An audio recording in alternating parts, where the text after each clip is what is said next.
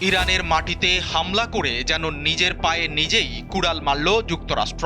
আহত বাঘ যেমন শেষ মুহূর্তে ঝাঁপিয়ে পড়ে, তেমনি পাল্টা আঘাতে গর্জে উঠেছে তেহরান।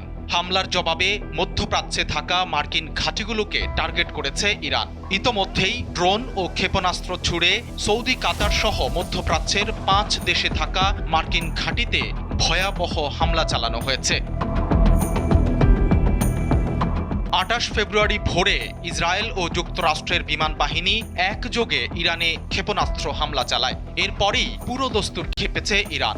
দেশটির সশস্ত্র যোদ্ধাদের দল IRGC ইতোমধ্যেই ইসরায়েল সহ মধ্যপ্রাচ্যে ছড়িয়ে থাকা মার্কিন সামরিক ঘাঁটিগুলোতে প্রথম দফার ড্রোন ও ক্ষেপণাস্ত্র হামলা শুরু করেছে। তেহরান সাফ জানিয়ে দিয়েছে, তাদের মাটিতে আঘাতের পাল্টা জবাব হবে অত্যন্ত কঠোর এবং লক্ষ্যবস্তু হবে প্রতিটি মার্কিন আস্তানা।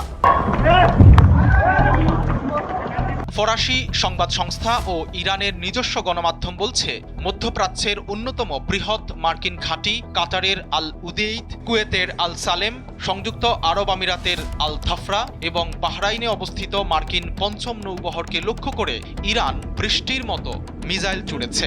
এই ঘাঁটিগুলো বছরের পর বছর ধরে ওই অঞ্চলে মার্কিন আধিপত্যের প্রতীক হিসেবে কাজ করে আসছিল, যা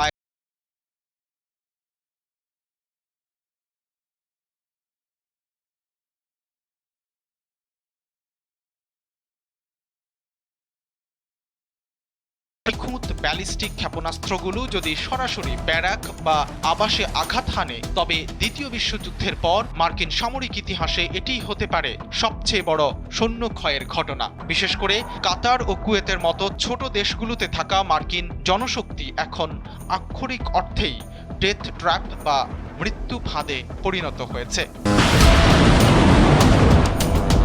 ইরান গর্জে ওঠায় সামরিক সরঞ্জামের দিক থেকে বড় ধরনের ধস নামার সম্ভাবনা রয়েছে যুক্তরাষ্ট্রের। কাতারের আল উদেইদ ঘাঁটি থেকে পুরো মধ্যপ্রাচ্যের বিমান অপারেশন নিয়ন্ত্রণ করা হয়। এখানে হামলা মানে আমেরিকার আকাশ পথের নিয়ন্ত্রণ হারিয়ে ফেলা।